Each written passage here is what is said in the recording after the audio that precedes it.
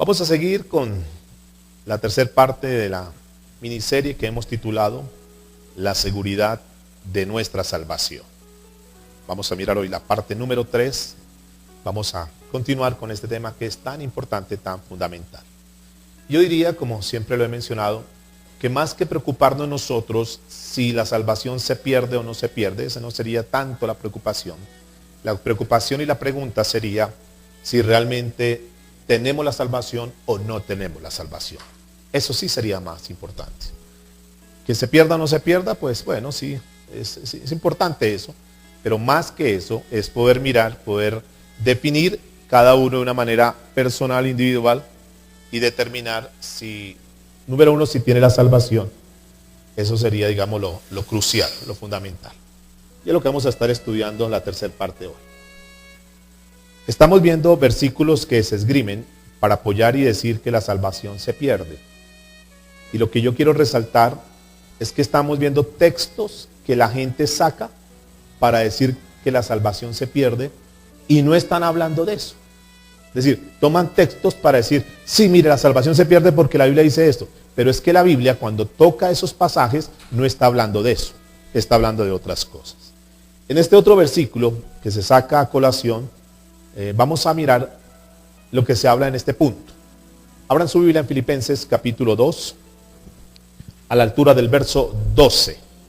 Filipenses capítulo 2, versículo 12. Es una carta del apóstol Pablo a la iglesia en Filipos. Filipenses capítulo 2, versículo 12. Repito, ese es otro versículo que se saca a colación para hablar acerca del punto, para hablar acerca de que la salvación se pierde.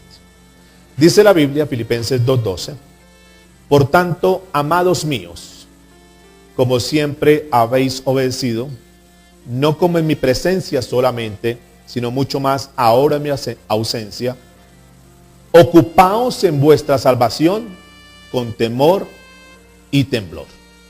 Ocupaos en vuestra salvación con temor y ¿qué más?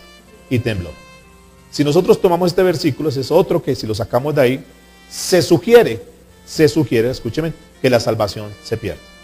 Pero cuando nosotros miramos el término, ocupaos en nuestra salvación, recuerde que es muy importante cuando hacemos un estudio de exegético, podernos apalancar de herramientas que están, como diccionarios bíblicos, como concordancias, como diferentes versiones en momentos determinados para poder esgrimir. Pero es más importante cuando nosotros vamos a un diccionario que tiene el original en hebreo, el original en griego, porque lo hemos dicho durante esta serie, el gran problema son las traducciones, que con el afán de traducir versiones de la Biblia para lenguajes que sean entendibles por todos, entonces se corre el riesgo que se cambie la interpretación del mensaje, se cambie la interpretación del versículo y por ende la gente lo entiende de una manera que no es como originalmente estaba escrito. Por eso es muy importante ir al original como se escribió inicialmente para poder ver y entender el sentido por el cual se escribió esa palabra. Cuando vemos la palabra ocupaos, esta es una palabra griega que es la palabra katerhasomai. Y esta palabra ocupaos, katerhasomai, traduce varias cosas. Traduce trabajar en, traduce lograr algo. Traduce esta palabra conseguir, terminar algo. También traduce acabar. Y también traduce producir mediante esfuerzo. Esa es la palabra katerhasomai. Cuando nosotros leemos entonces el pasaje que dice, ocupaos en vuestra salvación, tendríamos que hacernos 3 preguntas. La primera de ellas es, ¿nosotros podemos trabajar para alcanzar la salvación? ¿Qué dicen ustedes? ¿Sí? Es decir, que nosotros logramos la salvación por nuestro trabajo. ¿Ah? Es decir, que entre más me esfuerce, más voy a alcanzar la salvación. Es decir, que la salvación depende de mi trabajo, de mi esfuerzo, de lo que yo haga. Porque eso es lo que piensan las sectas como testigos de Jehová. Que entre más trabajo hagan, entre más puertas toquen, entre más libros entreguen, más están cerca de la salvación. Y la pregunta es, ¿la salvación no la ganamos por obras? Es decir, es mi labor lo que hace que yo gane la salvación. Entre más tú trabajes, entonces más vas a ganar la salvación. Y la primera respuesta es no. Ese ocupados, entonces vamos a mirar qué quiere decir. Entonces, podemos nosotros, escúchenme eso, podemos nosotros trabajar, hacer algo para lograr nuestra salvación. ¿Habrá algo en lo cual nosotros tenemos que trabajar para ganar la salvación? Vamos a estar mirando. Es decir, si no es así, podríamos pensar entonces que Dios nos da una parte de la salvación y según ese término katerhasomai, nosotros tenemos que completar la salvación. ¿Hay algo que tenemos que hacer nosotros para completar la salvación? ¿Qué creen ustedes? Es decir, Jesús fue insuficiente, que no fue capaz, entre comillas, de lograr la salvación completamente, sino que demanda que nosotros completemos eso que Él hizo a medias. ¿Qué creen ustedes? Entonces el término tampoco traduce terminar algo. Entonces la pregunta final es, si nosotros no podemos hacer nada para ganar una salvación, ¿por qué no podemos hacer nada nosotros? Porque Cristo ya la ganó completamente en la cruz del Calvario. Pensar cualquier cosa diferente sería algo que es antibíblico. Porque la Biblia dice que la salvación la tenemos por gracia y no por qué, por obras, para que nadie se gloríe.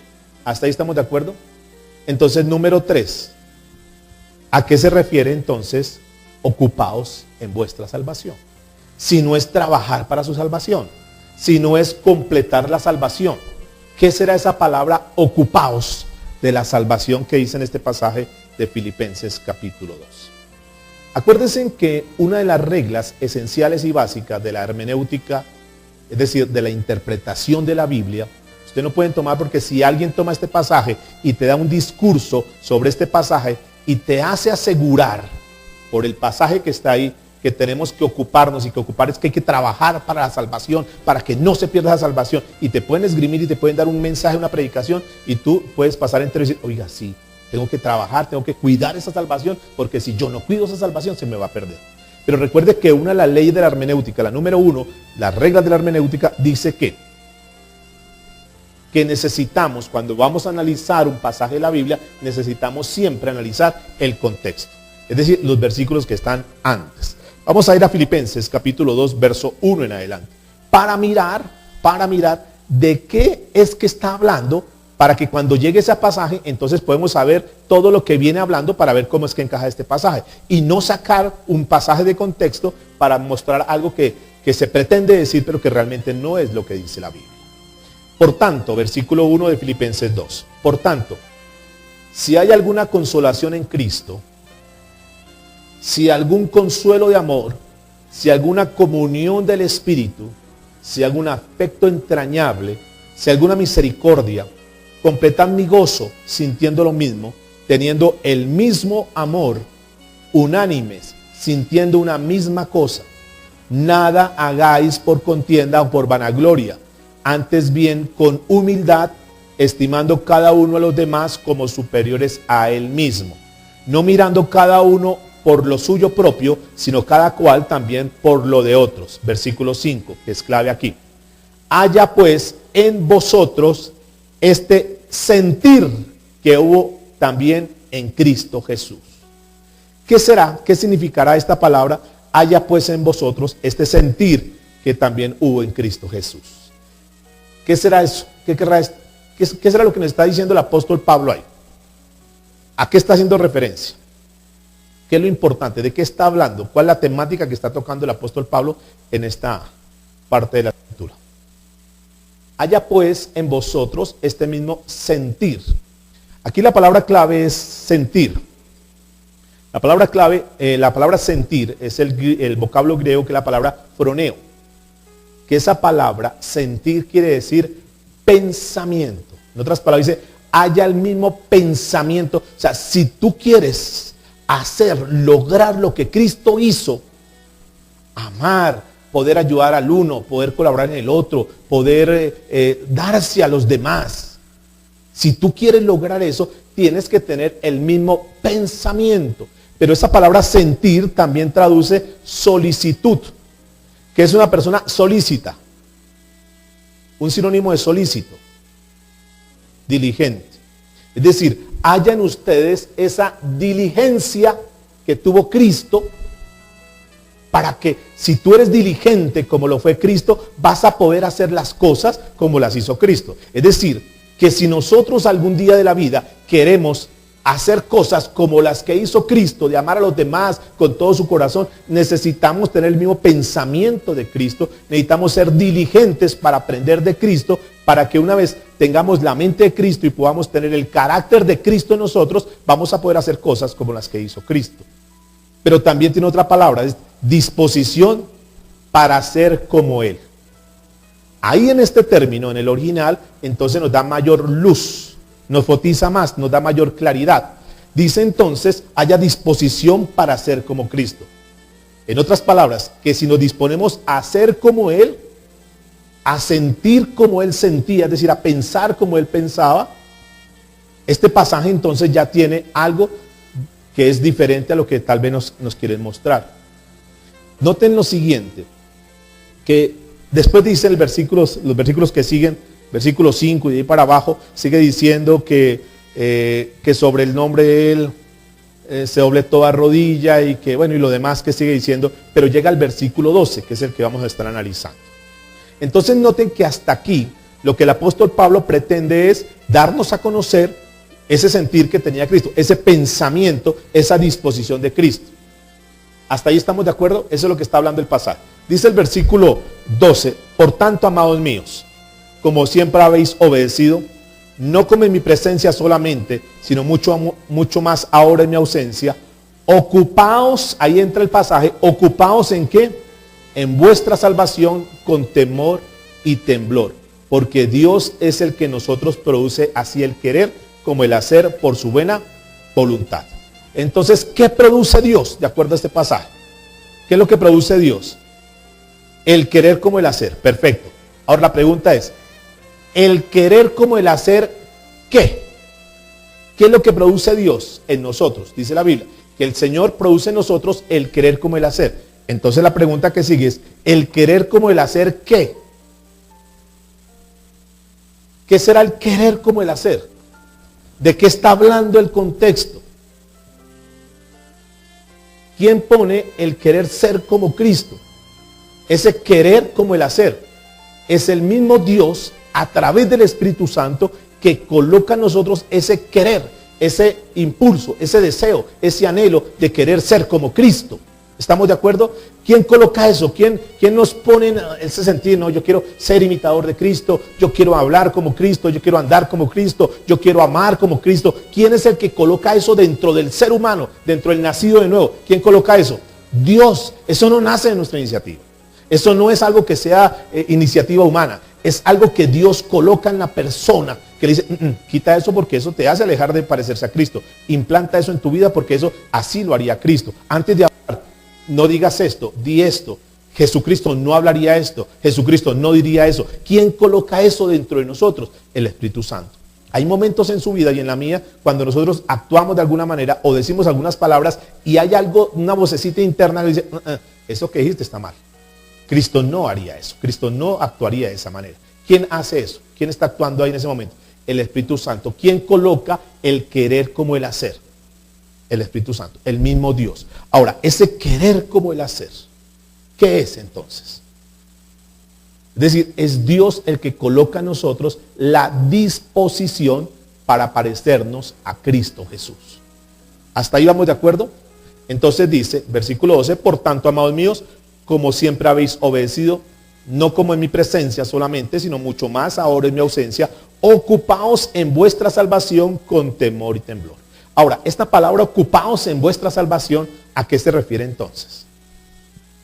¿A qué se refiere? ¿Qué dijimos que era esta palabra ocupaos? Katerhasomai. ¿Qué quiere decir katerhasomai? Trabajar, ¿qué más? Conseguir, terminar. Bueno, ahora, ya nosotros descartamos que ese trabajar, conseguir, completar, no se refiere a ganarnos la salvación, ya lo dejamos descartado. Entonces, ¿a qué se refiere ese trabajar?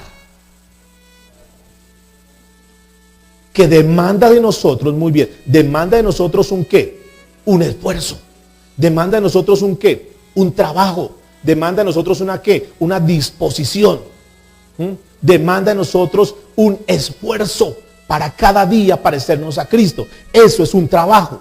Y esa palabra katerhasomai que está hablando aquí, ese ocupados, ese trabajo, tiene que ver en eso. Trabajo, escúcheme muy bien, trabajo no para ganarnos la salvación, sino trabajo para parecernos a Cristo. Ser diligentes nosotros, dar el mejor esfuerzo de nosotros cada día para parecernos más a Cristo. Y eso demanda trabajo, eso demanda esfuerzo, eso demanda dedicación, eso demanda diligencia. Entonces ese término, trabajar, ocupados, katerhasomai, es no para ganarnos la salvación, como nos la quieren mostrar, sino trabajar en nosotros para podernos cada día parecernos a Cristo. En otras palabras, cuando dice la Biblia, ocupados en vuestra salvación, se refiere a qué? A trabajar con disposición, con diligencia, para formar el carácter de Cristo en nosotros, para poder tener resultados como los tuvo Cristo en esta tierra. ¿Hasta ahí vamos de acuerdo? Entonces fíjense que el pasaje no está hablando de trabajar en nuestro esfuerzo para ganar la salvación. Está hablando de trabajar en nosotros mismos a través de Dios que coloca el querer como el hacer para que nosotros podamos hacer la voluntad de Dios, y la voluntad de Dios es que nos parezcamos a Cristo Jesús. Este es el producir, este es el que la Biblia dice acá. Entonces, no en ningún momento, escúcheme esto, en ningún momento esta palabra ocuparse quiere decir tengo que cuidarla, porque si no, se me pierde. No está hablando absolutamente nada de eso. Porque el vocablo es trabajar, esforzar. Entonces, ¿en qué tenemos que trabajar, mis amados, para ir terminando este punto? ¿En qué tenemos que trabajar nosotros? ¿Es trabajar en la salvación, en ganarnos la salvación, en completar la salvación? Entonces, ¿trabajar en qué? Parecernos más a Cristo. Trabajar en la formación del carácter de nosotros. Y ahí es cuando decimos, tengo que trabajar mucho con mi carácter. Todavía se me salen muchas cosas. Todavía no sé qué. Eso demanda ¿qué? Trabajo. Entonces jamás, escúcheme en esto y terminamos este pasaje. Jamás, cuando alguien le diga, mire, sí, la salvación se pierde porque la Biblia dice que ocupemos nuestra salvación, tú ya tienes el conocimiento. Un momentico, a eso no está haciendo referencia. Porque lo pueden sacar, repito, fácilmente del contexto y te lo vuelven una doctrina. Jamás escúcheme esto, jamás Pablo nos está diciendo que nos ocupemos de nuestra salvación y que la cuidemos para que no la perdamos. Para nada está hablando este pasaje. Esto no dice aquí. Todos los versículos que se sacan del contexto, se corre el riesgo de ser mal interpretados. Vamos a mirar otro pasaje controversial. Juan capítulo 15, verso 6. Este es otro que es muy controversial. Que al leerlo, cuando yo lo lea y ustedes lo escuchen, da la impresión, da la sensación que la salvación se pierde. Dice la Biblia, Juan 15:6, el que en mí no permanece será echado fuera como pámpano. ¿Y qué pasa? Y se secará, y lo recogen y los echa en el fuego y arden. Entonces dice, si ve que sí se pierde la salvación, que el que está ahí en Cristo y que si se desprende siendo cristiano, entonces él pierde la salvación y se puede condenar. Pero vamos a mirar otra vez. Este es otro de los textos que sacan del contexto y vamos a estudiar a ver si dice lo que ellos quieren decir, y nos vamos a dar cuenta que cuando nosotros lo estudiamos, entonces hay un sentido diferente. Vamos a mirar entonces, cuando se habla de Jesús, allí en Juan capítulo 15, Él está diciendo que Él es la vid. Él es como el tronco, ¿sí? Y que si nosotros estamos injertados en el tronco, somos unas ramas. Nosotros somos las ramas. Cristo es el tronco y nosotros, cuando estamos injertados en Cristo, nosotros somos unas ramas. Ahora, la pregunta es, ¿cómo se alimentan los árboles? ¿A través de qué se alimentan los árboles? a través de los minerales que están en la tierra y el agua, se alimenta y produce la savia. Produce la savia. Que la savia es lo que alimenta las ramas y lo que hace que las ramas den fruto. ¿Quién es el que da fruto en un árbol? ¿El tronco o las ramas? Las ramas, ¿de acuerdo? Pero las ramas tienen, para que puedan dar fruto, las ramas tienen que estar dentro del tronco. Si las ramas por algún momento se desgajaron, ¿qué pasa con una rama que se desgajó? Es decir, ya no está nutrida por la savia. ¿Qué pasa con esa rama? Que comienza a secarse. ¿Es una rama que da fruto? No da fruto. ¿Por qué no da fruto? ¿De acuerdo? No está alimentada de la fuente. ¿Y esa fuente es quién? El tronco. Entonces, aquí la palabra clave es la palabra permanecer. Permanecer. La palabra permanecer, el vocablo griego, según el diccionario Vine, es la palabra meno. Meno, así como suena, meno. Y esa palabra meno traduce vivir. Meno traduce quedarse ahí. Vivir, quedarse ahí. Entonces escúchenme bien. Nadie, absolutamente nadie, que no haya nacido de nuevo, escúcheme eso, nadie que no haya nacido de nuevo puede vivir pegado al tronco.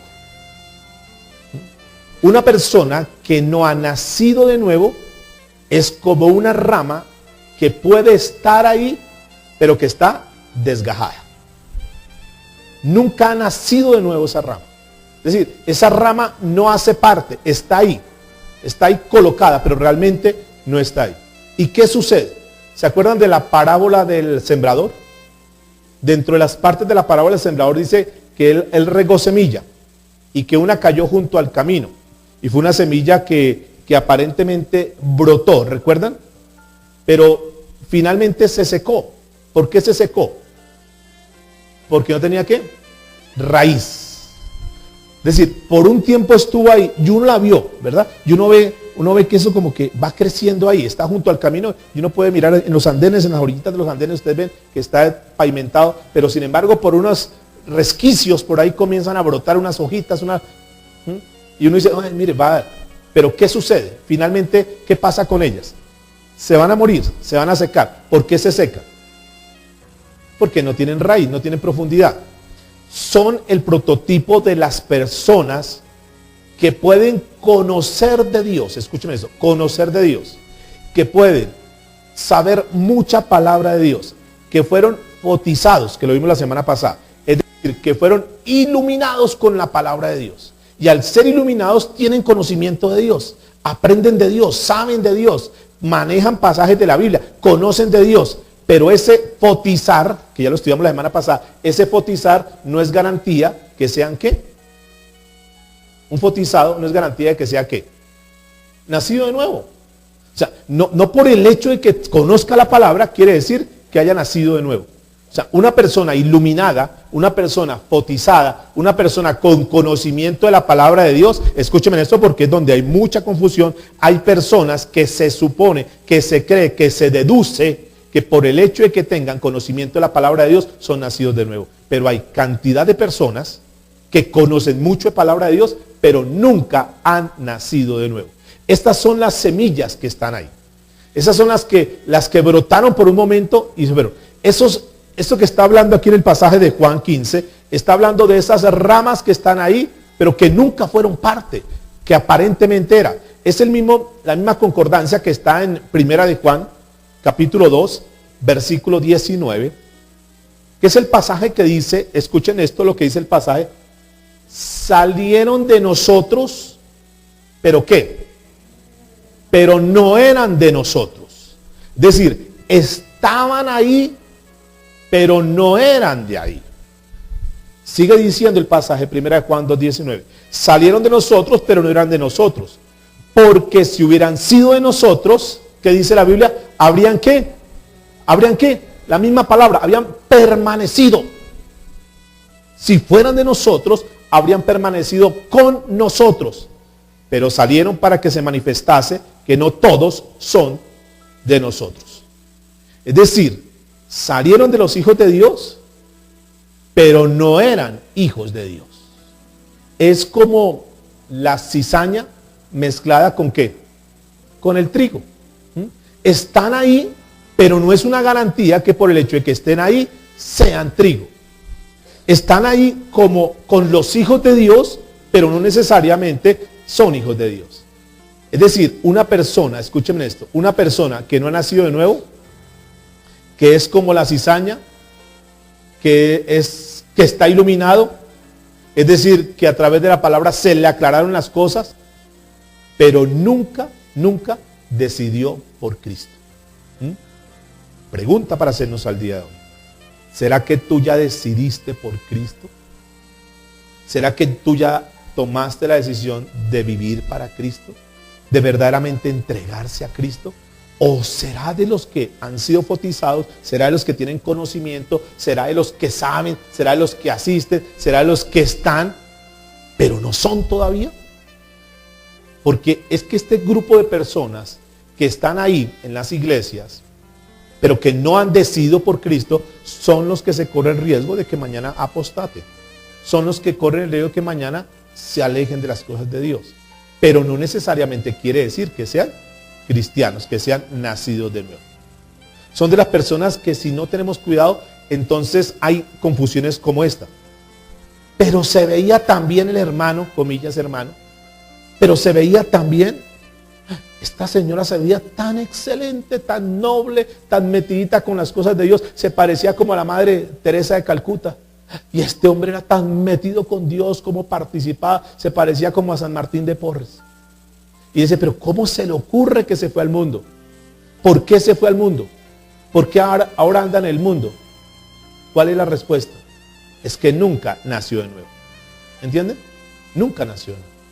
Aunque haya participado en todas las actividades, aunque haya predicado la palabra, aunque haya hecho muchas cosas, aunque sea el más participativo, aunque haya ejercido ministerio y una cantidad de cosas, y de pronto dice, pero ¿cómo así que de un momento a otro ahora está en el mundo? Y el problema es que esa persona nunca fue. Porque la palabra clave dice es permanecer. Es decir, que se tiene que mantener ahí. ¿Cuándo has visto una rama? Mira esto. ¿Cuándo has visto una rama que está ahí bien con el tronco? ¿Cuándo has visto una rama metida con el tronco? Seca. Seca. Una rama que está ahí injertada en el tronco, es una rama que está viva. Es una rama que produce fruto.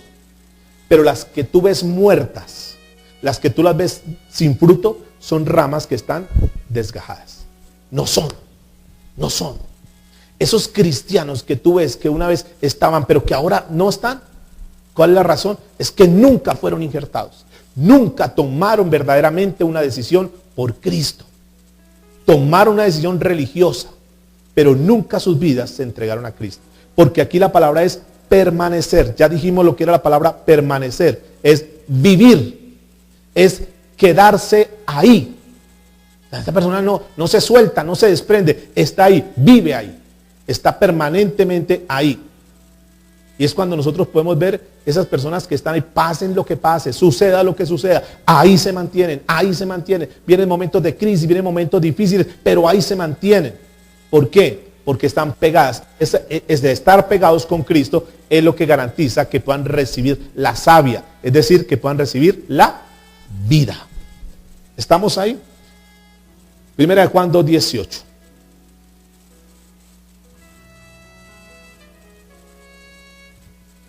Es decir, que es imposible. Escuche esto. Es imposible que mientras tú estés pegada con Cristo, pegado con Cristo, viviendo, alimentándose, comiendo de Cristo, les recomiendo el mensaje del miércoles pasado, que estés comiendo de Jesús, es imposible que tú te seques. Es imposible que tú no tengas vida. Cuando la persona deja de tener vida, cuando se desprende de Cristo, cuando no se alimenta de Cristo. Primera de Juan 2:18. Hijitos, ya es el último tiempo, y según vosotros oísteis que el anticristo viene, así ahora han surgido muchos anticristos, pues esto conocemos que es el último tiempo. ¿Qué es un anticristo? ¿Qué es un anticristo? Anticristo. ¿Qué quiere decir anti? Anti. Antihistamínico. Anti, ¿qué será? Es contra. Contra. Contra. Fíjense bien. Contra. Mire la pregunta. ¿Podemos nosotros tener una actitud anticristo? Podemos nosotros, no siendo afuera, nosotros, es decir, puede haber dentro de la iglesia personas con actitud anticristo.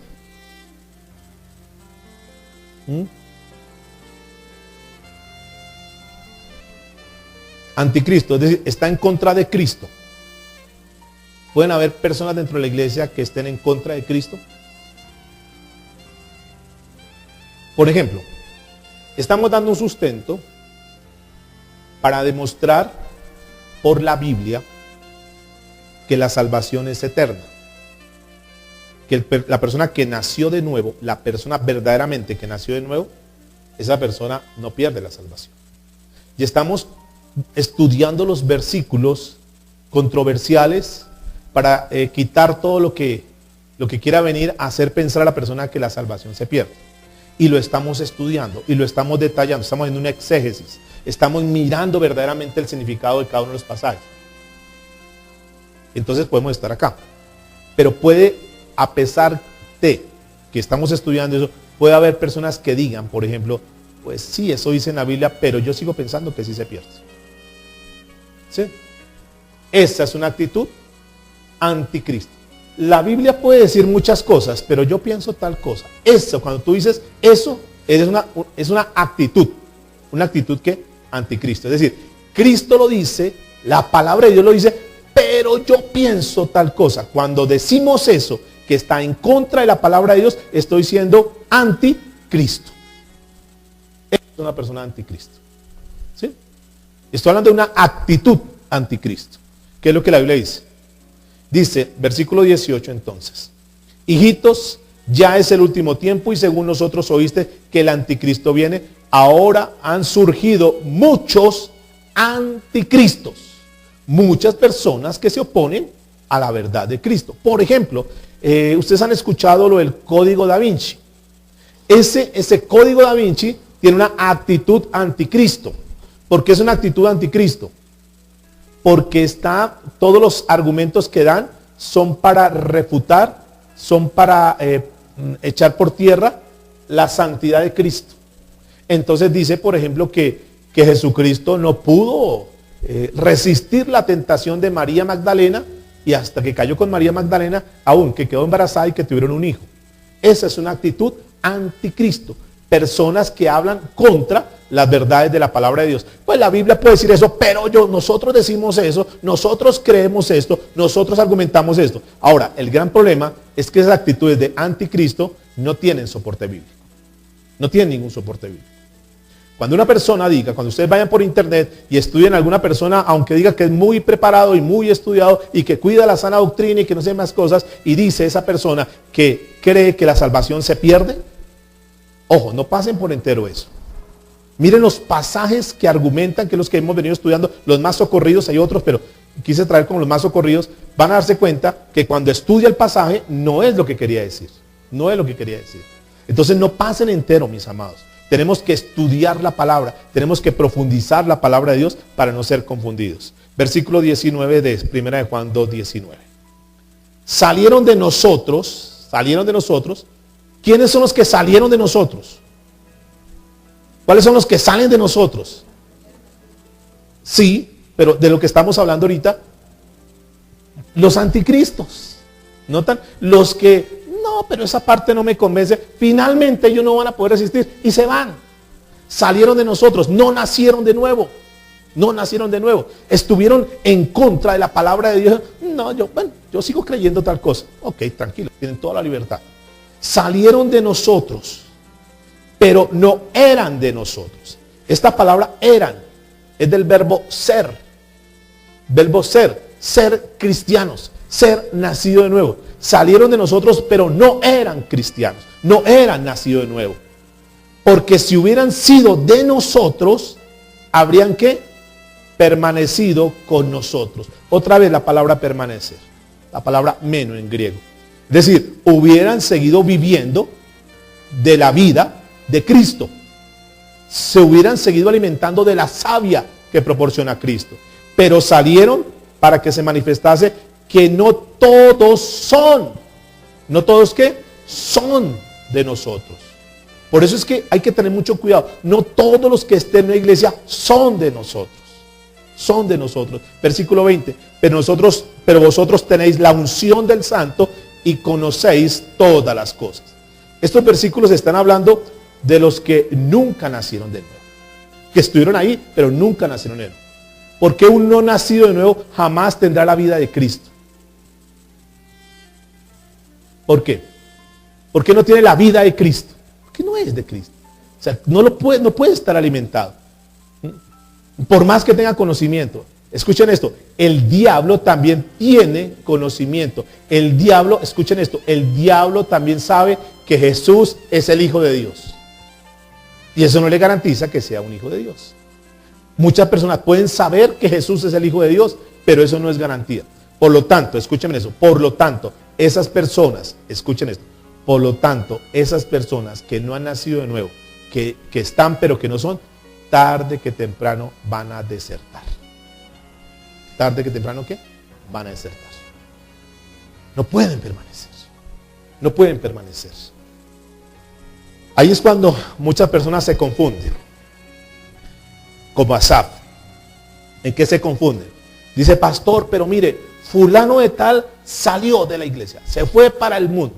Escuchen, hay una diferencia muy grande para que tengamos en cuenta porque algunos también predicadores distorsionan el mensaje. Cuando dicen salieron de nosotros, pero no eran de nosotros y lo llaman anticristos, no está haciendo referencia a que una persona se salió de una iglesia de sana doctrina por alguna razón y fue a buscar otra iglesia, pero quiere seguir metida con Cristo.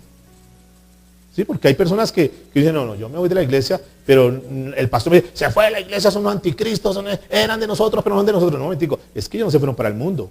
Ellos se fueron para otro lugar para ser alimentados y nutridos, porque seguramente ahí no estaban siendo alimentados. Pero nunca se apartaron ¿de qué? De la vida de Cristo.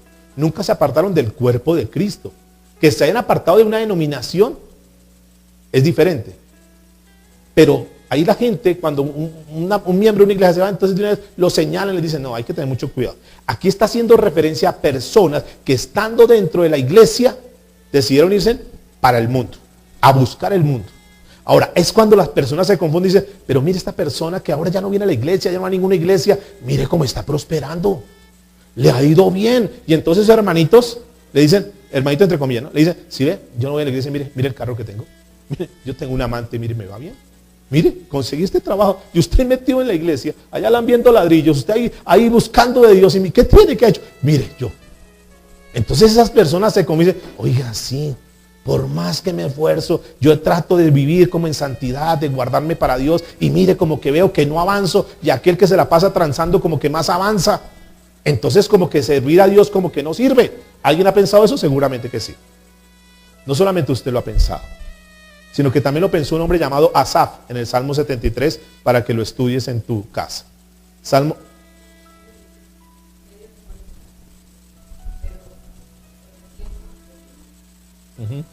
Asaf dijo en el Salmo 73, verso 12. Escuche lo que dice. He aquí estos impíos, sin ser turbados del mundo, ¿alcanzaron qué? Riquezas.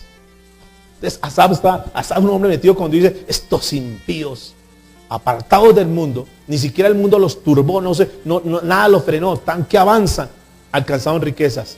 Mire lo que dice, él se pone a reflexionar con muchos tal vez, verdaderamente en vano he limpiado mi corazón y lavado mis manos en inocencia. O sea, ¿de qué me ha servido tratar de vivir en santidad? Versículo 14.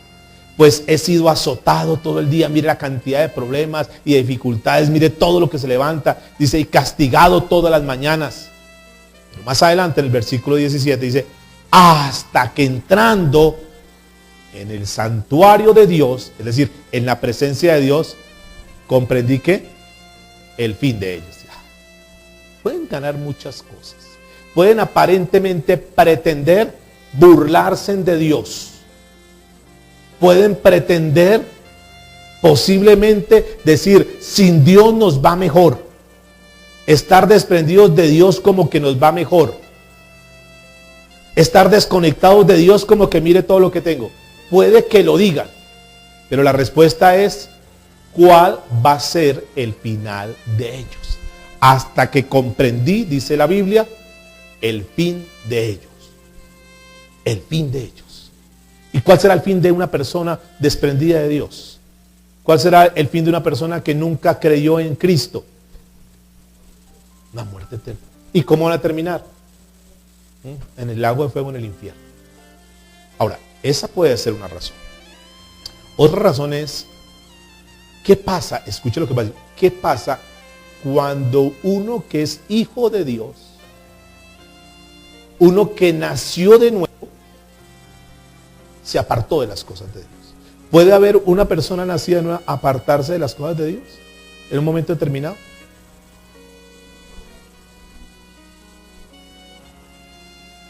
O sea, nació de nuevo, sí, nació de nuevo. Y dijo, no, por alguna razón cayó en un pecado y siguió por esa línea. Él sabiendo que es mal con Dios. Es un hijo de Dios. ¿Qué pasa con esas personas cuando de una forma deliberada toman esa decisión? ¿Qué hace Dios con ellos? ¿Qué hace Dios con ellos? Dios los disciplina. Dios los acorrala. Hasta el punto que dicen, no, yo tengo que volver. O sea, pasan por unos tiempos duros de disciplina, donde Dios hace un trato con ellos. Hasta que finalmente dicen, no, yo tengo que volver a Dios. ¿Qué pasa con los que no se hace trato con ellos? ¿Qué pasa con los que Dios no acorrala? Con los que Dios no disciplina. ¿Qué sucede con ellos? No, mire, a mí, miren, me va súper bien. No, ni disciplina ni nada, eso estoy bien, cada día más bollante en mis negocios, cada día creciendo más. Y no son disciplinados por Dios. ¿Qué sucede ahí? Con aquellos. Pues sencillo, Dios no los disciplina. ¿Sabe por qué Dios no los disciplina? Porque no son sus hijos. Solamente son bastardos. No nacieron de nuevo, no son sus hijos. Entonces Dios, ¿qué va a disciplinar? A los que no son hijos. Y entonces sacan pecho delante de ustedes. Es que mire, es que no sé qué. A mí Dios nunca me hace nada. A mí Dios conmigo, chévere, eso no pasa nada. No pasa nada. Esperemos el final de ellos. Entonces, tengamos en cuenta eso, mis amados. Juan capítulo 3, versículo 16. Entonces, noten lo siguiente. Nunca tuvieron la vida eterna de Dios. ¿Estos qué pasa a los que no tienen la vida de Dios? ¿Qué va a pasar finalmente si no están alimentados por Dios, no tienen la vida de Dios? ¿Cómo van a terminar? Se van a secar. Porque la vida de Dios, o sea, una persona, escuchen esto, una persona cuando tiene la vida de Dios, es una persona que tiene la vida eterna. No se puede acabar. Están ahí. Por un momento se deslizan, pero son disciplinados y son vueltos a traer. Dice Juan 3:16, porque de tal manera que amó Dios al mundo que ha dado a su Hijo unigénito para que todo aquel que en él crea no se pierda, perdición eterna, mas tenga ¿qué? Vida eterna. Yo te pregunto, ¿tienes la vida eterna? ¿Tienes la vida eterna? Solamente pregúntate y respóndete. Porque podemos decir muy impulsivamente, muy aceleradamente, sí. Revisa. Ahora, si tiene la vida eterna, tiene salvación eterna. ¿Sí? Una persona que tiene la vida eterna tiene salvación eterna. La pregunta es, ¿entiendes lo que es eterno? ¿Qué es eterno?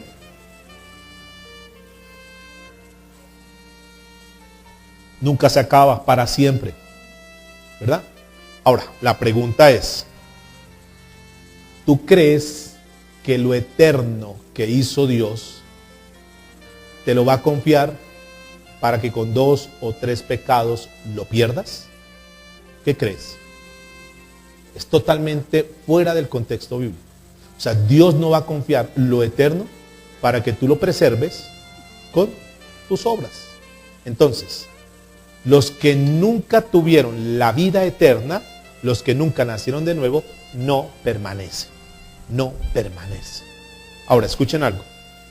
Todo versículo que aparenta, que sugiera que la salvación se pierda, nada más, como les dije ahorita, nada más estúdielo. Míralo con la concordancia, con los diccionarios bíblicos y te vas a dar cuenta que no es así. Entonces te das cuenta que hasta aquí de los que hemos estudiado no hay ni uno solo. No hay ni uno solo. Y podemos tocar todos los versículos que la gente argumenta, los estudiamos, hacemos el análisis y no vamos a encontrar ni uno solo. Entonces nos podemos dar cuenta que nunca la Biblia pretendió decir eso que ellos están diciendo. Yo estoy dando los más socorridos. Otro de los socorrísimos es el de Mateo capítulo 24, versos 12 y 13. Es otro de los que apelan para decir y argumentar que la salvación se pierde. Escuchen esto. Mateo 24, 12 y 13. Y por haberse multiplicado la maldad, el amor de muchos se enfriará. Versículo 13. Este es el que saca. Mas el que persevere hasta el fin, este será salvo. ¿Sí ve? Mas el que ¿qué? ¿Hasta dónde? Este será ¿qué? Salvo. Pregunta. ¿Qué es perseverar? Analicémoslo, porque si lo analizamos nosotros el versículo 13, el que persevere hasta el fin, este será salvo. ¿Qué te dice? ¿Qué te dice, Sarami? Cuando escuché de pasar, el que persevere hasta el fin, este será salvo.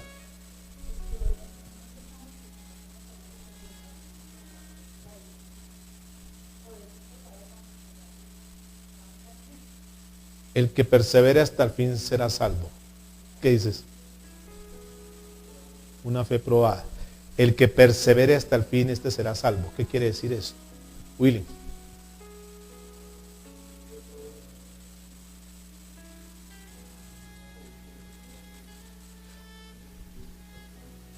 ¿Qué será la palabra perseverar, Yasmín? ¿Insistir en qué? El que perseverar.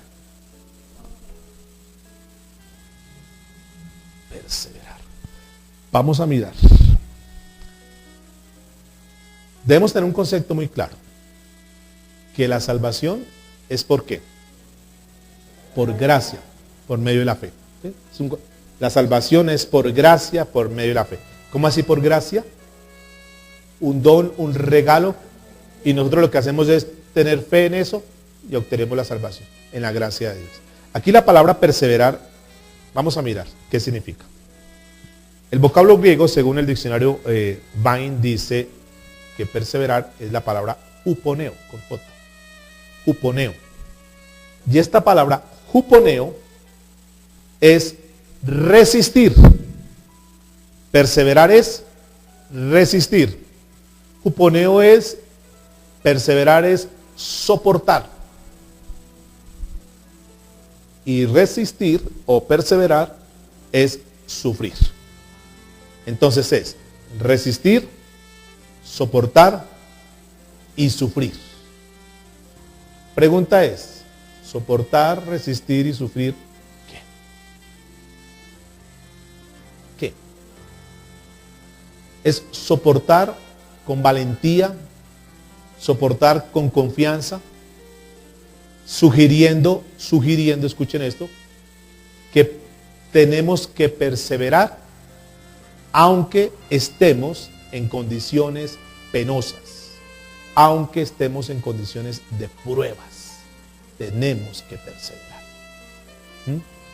Para poder entender este pasaje del versículo 12 y 13, tenemos que seguir aplicando la primera regla de hermenéutica, que es estudiar el contexto, para saber a qué se refiere. Porque la Biblia dice, en el versículo 1 en adelante, vamos a ver de qué está hablando. ¿De qué está hablando el versículo 1? ¿Qué título tiene en su Biblia? Muy bien. Está casi terminando el libro de Mateo y están en las señales antes del fin. ¿Sí? ¿Algo por ahí dice? Entonces, ¿qué señales hay antes del fin?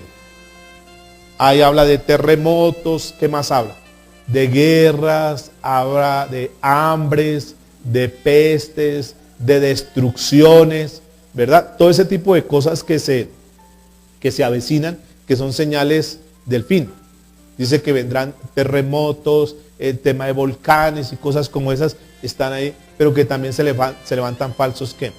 Cristos, se levantan falsos profetas, ¿verdad? Todo eso vienen guerras y lo demás. Entonces fíjese cómo cobra significado. Mateo 12, 24-12, dice, y por haberse multiplicado la maldad, el amor de muchos se enfriará. Si lo sacamos de contexto, el pasaje que viene, más el que persevera hasta el fin, este será salvo, entonces dice, necesito seguir trabajando, necesito seguir haciendo obras, necesito actuar para no perder mi salvación, porque la salvación me la gano por el esfuerzo, y volvemos a lo mismo, por el esfuerzo. Vamos a mirar. Pero repito, perseverar aquí es resistir, soportar. ¿Soportar qué? Las pruebas que se vienen, pero que tenemos que soportarlas con valentía, que tenemos que tener la confianza en Dios. Entonces, se lee así, mas el que resista y soporte las pruebas. ¿Cuáles pruebas? Todas las pruebas del contexto de Mateo 24. Este será ¿qué? Salvo. ¿Qué es la palabra salvo? Este será salvo. Esta es la otra palabra clave. ¿Qué es salvo? ¿A qué está haciendo referencia? Salvo, libre. Salvo. Es la palabra griega sozo. Sozo. S-O-Z-O. Sozo. ¿Qué traduce la palabra sozo? Que es la palabra salvo. Es liberación física y temporal de los peligros y de los sufrimientos de la vida. No está hablando de la salvación del alma. ¿Notan que de este pasaje está hablando? Está hablando de la liberación física, de la liberación temporal, de los peligros y de los sufrimientos de la vida. A ese está hablando de salvación. Sí, que si nosotros perseveramos vamos a alcanzar la salvación, pero no está hablando de la salvación de la vida eterna. Está hablando que vamos a ser librados de todo lo que se avecine, toda la presión y todo lo que venga. Es como, por ejemplo, salimos a la calle, que lo tocamos hace 8 días, salimos a la calle desprevenidos y de pronto, sin darnos cuenta, pasó un carro y casi nos atropella. Y decimos, me salvé que ese carro no me hubiera atropellado. Me salvé que ese carro no me hubiera matado. ¿Verdad?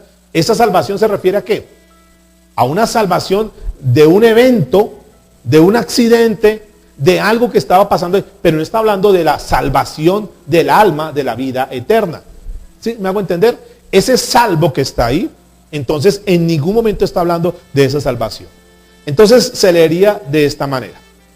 El que persevere, es decir, está hablando, el que persevere de las guerras, de los terremotos, las hambres, de los falsos profetas y todo lo que viene, el que resista las pruebas y el sufrimiento de esta vida temporal con valentía será librado. Es la palabra salvo que está ahí. ¿De qué? De los sufrimientos, de las tribulaciones que vienen para el mundo. Es decir, si nosotros nos mantenemos en Cristo Jesús, vamos a ser librados de todo esto.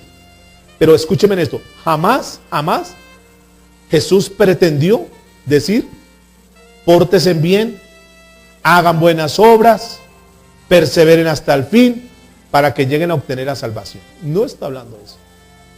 Pero muchos lo toman para eso. Si ve que hay que seguir haciendo buenas obras, si ve que tenemos que portarnos bien, no tenemos que fallar, porque si nosotros nos portamos bien y no fallamos, vamos a alcanzar la salvación. ¿Qué podría pasar ahí?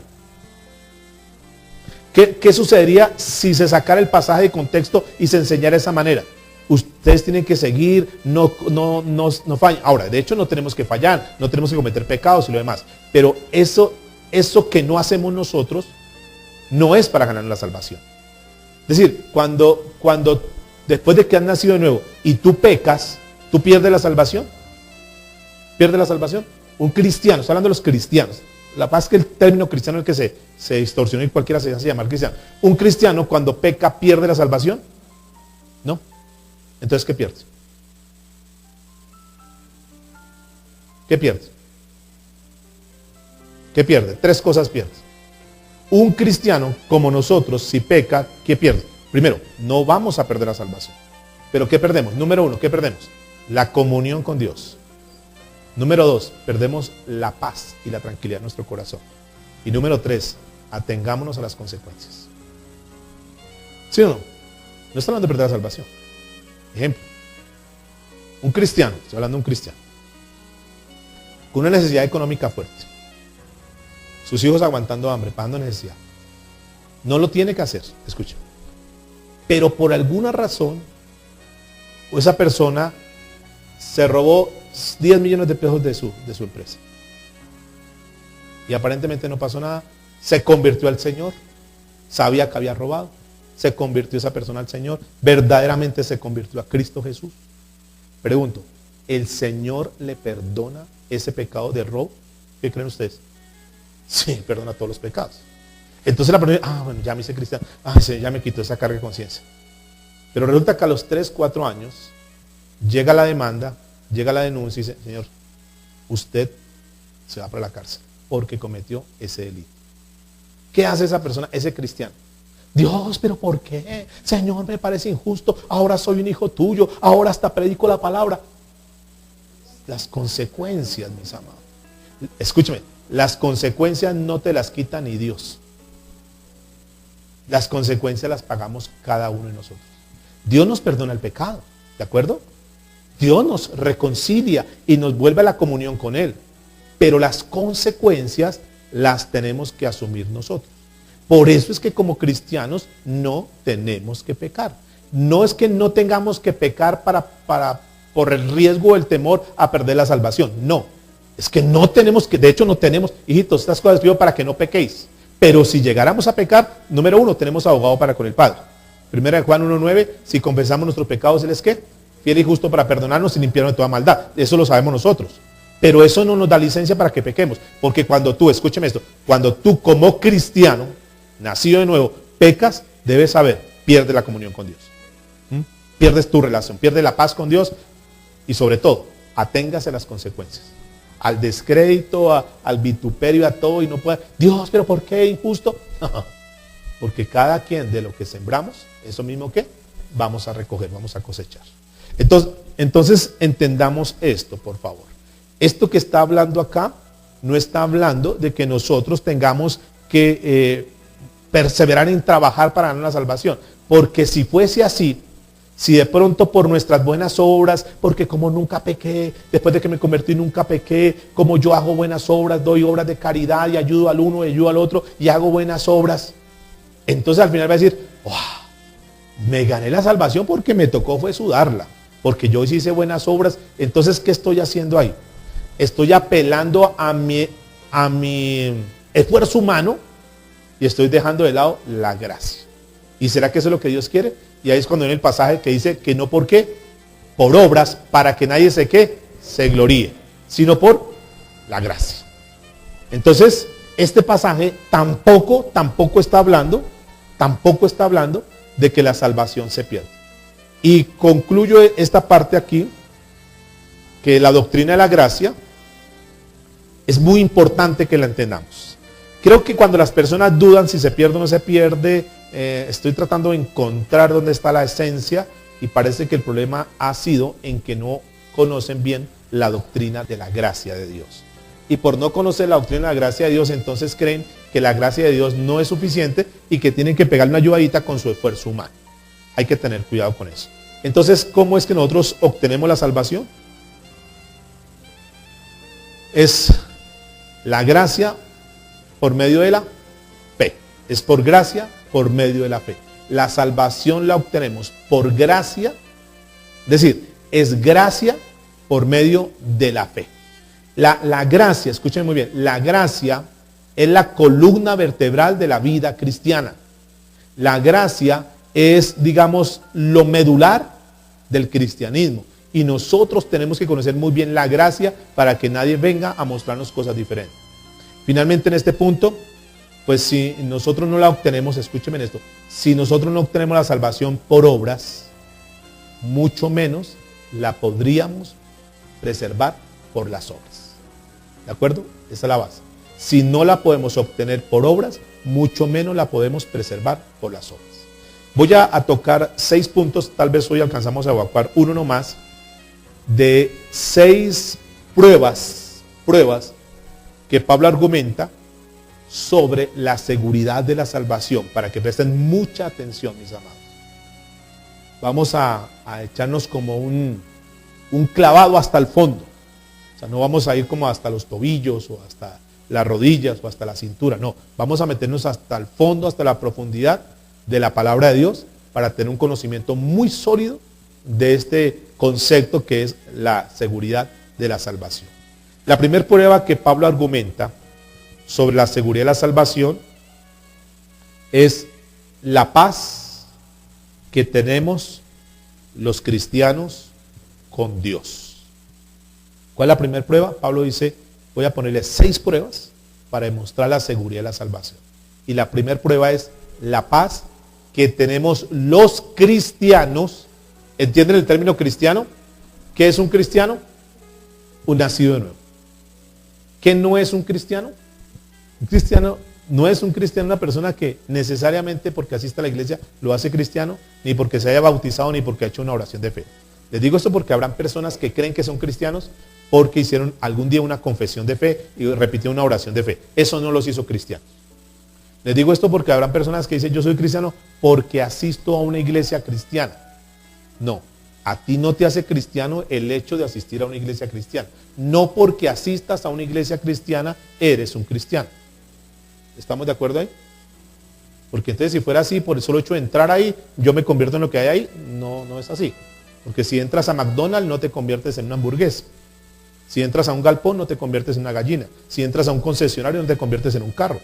Entonces, ¿cómo pretendes que por el hecho de que entres a una iglesia ya te convertiste en un cristiano? No. Entonces, ser cristiano no es por el hecho de que tú entres o asistas a una iglesia. No te hace cristiano el hecho de que te bautices. Porque cualquier persona dice, yo como ya me bauticé, yo soy cristiano. El hecho de que te bauticen no te hace cristiano.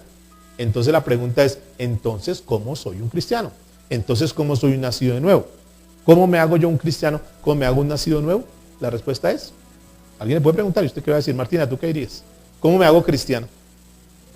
Señora Martina, yo sé que usted es cristiana, dígame cómo hago yo para volverme cristiano. ¿Qué tengo que hacer para ser cristiano? ¿Qué le diría?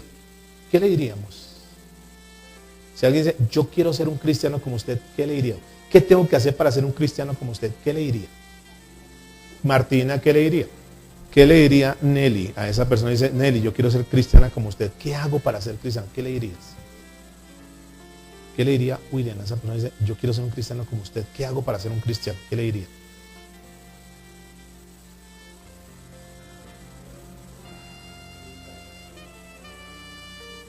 ¿Cómo busco la salvación? ¿Cómo me entrego al Señor Jesucristo? ¿Cómo es entregar?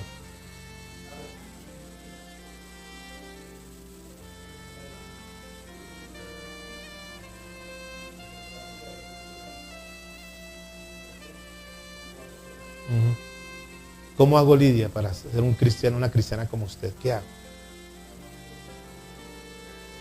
¿Cómo vuelvo a nacer? ¿Cómo hago para nacer de nuevo? Yasmín, ¿qué le dirías? Vamos a unificar los conceptos. ¿Cómo nacemos de nuevo? Artica. ¿Y qué más? Listo. Una moneda, Oscar, no olvides. Primer cara de la moneda. ¿Qué tengo que hacer? Yo quiero nacer de nuevo. Me cansé, me harté. Estoy aburrido con esta vida que tengo. Yo quiero ser un cristiano de verdad. Quiero convertirme. Quiero verdaderamente ser un hijo de Dios. ¿Qué tengo que hacer? Vienen a nosotros. ¿Qué le decimos? Saque una moneda si quiero. Si quiere no la saque, no la tiene. Es una moneda de 2 caras. Primer cara se llama ¿qué? Arrepentimiento. ¿Cómo así arrepentimiento? ¿Cómo así arrepentimiento? Porque eso lo tenemos que nosotros todos los días hablamos de eso. Pero una persona que está en el mundo de arrepentimiento, ¿qué es? ¿De qué me está hablando? ¿Qué es arrepentimiento? Que yo tengo que reconocer mis pecados delante de Dios. Que soy un pecador. Que le he fallado a Dios. Que por causa de mi pecado, lo único que merezco es el infierno. Tenemos que llevar a las personas, número 1, al arrepentimiento. No a que necesariamente una oración, porque la oración la pueden hacer y la dicen, ya, entonces eso es así, ya, porque, no, mentira. Primero tenemos que llevar a la persona ¿a qué? Al arrepentimiento. Y el arrepentimiento implica dos cosas. El arrepentimiento implica dos cosas. ¿Qué implica el arrepentimiento? Esto lo hemos dicho muchas veces, no me importa repetirlo porque no. Primero necesito que ustedes tengan los conceptos muy claros y que hablemos el mismo idioma todos como iglesia. ¿Qué son dos cosas que implica el arrepentimiento? Primero, ¿qué? Confesar mi pecado con mis labios. Así como tuve las agallas de cometer los pecados uno a uno, tengo que decirle, Señor, perdóname porque fui un adúltero, un borracho, un mentiroso, un ladrón, perdóneme. Confesar mis pecados delante de Él. ¿Basta con confesarlos? ¿Qué tengo que hacer? Segundo, tomar la decisión de apartarme de mis pecados. ¿Qué es apartarme de mis pecados? No volverlos a cometer. Porque si yo los confieso y los vuelvo a cometer, ¿tuve un arrepentimiento? No. ¿Qué tuve? Un remordimiento y nosotros lo que tenemos, primero nosotros, y lo que tenemos que llevar a la gente es a un genuino arrepentimiento. Y esto aplica para todo porque habrá personas aquí que no se han convertido. ¿Qué implica el arrepentimiento? Que tengo que confesar mis pecados. Confesarlos uno a uno. Señor, perdóname por esto, por esto, por esto, por esto. Número dos, ¿qué tengo que hacer? Tomar la decisión. Yo tomo la determinación. Yo tomo la decisión. No los vuelvo a practicar. Me aparto de los pecados. Proverbio 28:13, el que cubre sus pecados no prosperará, mas el que los confiesa y se aparta encuentra misericordia. Entonces, la primer cara de la moneda es el ¿qué? Arrepentimiento. Y el arrepentimiento, como sí, implica dos cosas, que es ¿qué? Confesar los pecados y tomar la decisión de apartarme de esos pecados. Listo, primer cara de la moneda. Segunda cara de la moneda, poner toda mi confianza y poner toda mi fe en Cristo Jesús. ¿Qué es poner la fe en Cristo Jesús? ¿Qué será poner la fe en Cristo Jesús? ¿Qué es fe? Mire, estoy hablando de conceptos que tendrían que estar muy claros para nosotros. ¿Qué es fe? Confianza total y absoluta en Cristo Jesús. Bien, confianza en qué. Pero cuando tú dices yo confío en Jesús, ¿qué confías de Jesús? ¿Qué confías? Tranquilos, voy a hacer eso. Cuando nosotros decimos que confiamos, es decir, que tenemos fe en Jesús, quiere decir que estamos poniendo toda nuestra confianza en Jesús. Eso es fe en Jesús. Estoy depositando mi vida en Él. Estoy confiando en lo que Jesús hizo. ¿Qué hizo Jesús? Entre otras, ¿qué hizo Jesús? Número uno, yo tengo que confiar que Cristo Jesús cargó con mis pecados. Carga con mis pecados. Recibe mis pecados. Que todos mis pecados se los puedo traspasar a Él. Yo confío en Jesús, que es el Cordero de Dios, que quita el pecado del mundo. Y que si yo confieso mis pecados, que se los entrego a Cristo Jesús, eso está bien. Número uno, entonces, que Jesús recibe mis pecados.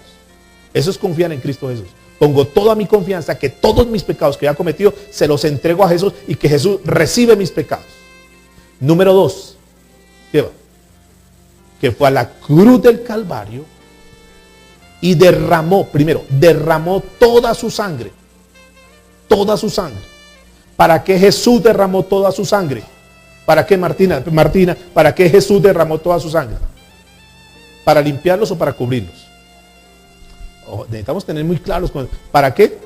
Para limpiarnos de pecado. ¿Qué es limpiar? Quitarlos, borrarlos. Porque es que en el Antiguo Testamento solamente los cubrían en el Antiguo Testamento, pero ahora en Cristo Jesús no los cubre. ¿Los qué? Los borra, los quita. Entonces lo segundo que yo debo creer en Cristo Jesús es que a través de Cristo Jesús mis pecados fueron ¿qué? Borrados. Número 3, ¿qué debo creer en Cristo Jesús? Que Cristo murió por mis pecados.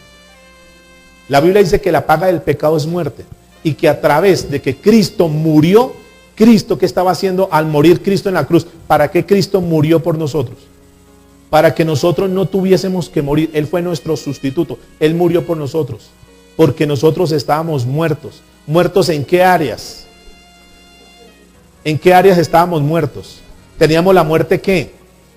¿Qué muerte teníamos? 3 muertes. Muerte primero, ¿qué muertes? Primero espiritual, nacimos muertos espiritualmente. Segundo, muerte ¿qué? Física. Y tercero, muerte eterna. Y Cristo a través de su muerte pagó por nosotros para que nosotros no tuviéramos la muerte. Ahora, una persona que cree en Cristo Jesús no tiene muerte. La palabra muerte, separación, no existe para él. No está muerto. ¿Por qué? No está muerto espiritualmente porque con Cristo volvemos a ser justificados y estamos vivos espiritualmente. No tenemos muerte física, porque ese cuerpo va a ser cambiado, nos dará un cuerpo glorioso y no tendremos la muerte eterna, porque al contrario, en Cristo Jesús tenemos vida eterna. Entonces, número 3, creemos en Cristo Jesús, que murió y que a través de su muerte nosotros no tenemos la muerte. Pero número 4, ¿qué pasó con Cristo Jesús? Resucitó. ¿Y qué pasa que Cristo resucitó? ¿Cuál es la importancia para nosotros?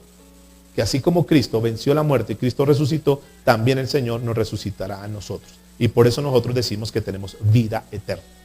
Entonces, por eso, cuando hablamos de nacer de nuevo, cuando una persona da ese paso, escúcheme esto, una persona da ese paso de la cara de la moneda 1, de confesar su pecado y apartarse de su pecado, está haciendo la primera tarea. Pero la segunda tarea tiene que, ¿qué?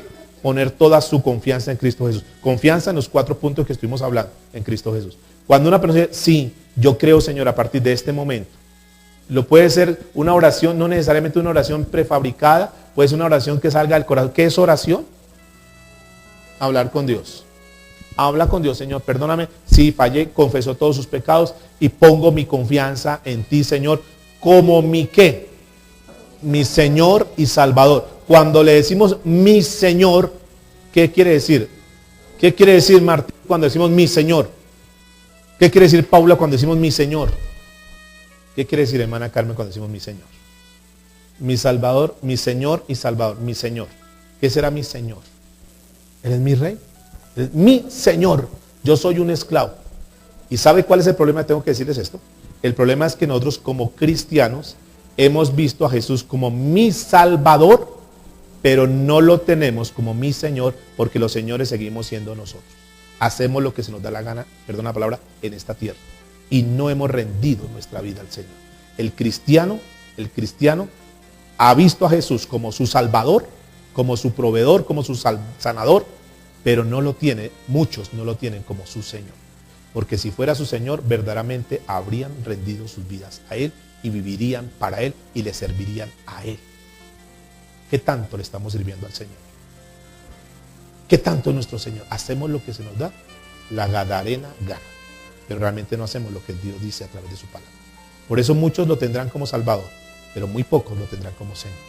Y tenemos que hacerlo el Señor de nuestras vidas. Escúchenme, como nosotros no tenemos ni siquiera claro eso, es por eso que no le podemos dar claridad a los demás. Es por eso ¿y cómo hago para ser salvo? Podemos decir una cantidad de conceptos, pero falta ver si nosotros estamos viviendo eso. Inclina tu rostro y oremos al Señor.